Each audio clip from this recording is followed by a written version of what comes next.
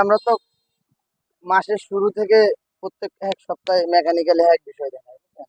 তো মাসে 4টে সপ্তাহ আসে, 4 সপ্তাহে 4টে বিষয় মোটামুটি দেখানো হয়।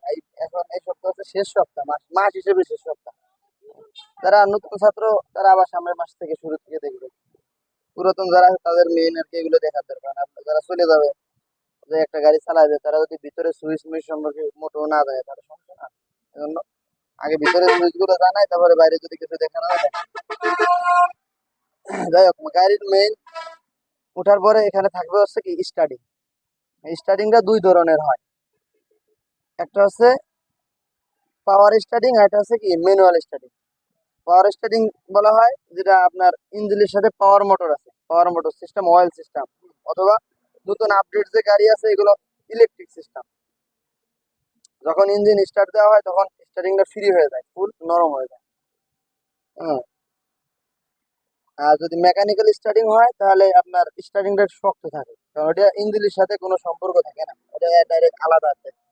আর পাওয়ার স্টার্টিং হইলে ইঞ্জিনের সাথে সম্পর্ক থাকে।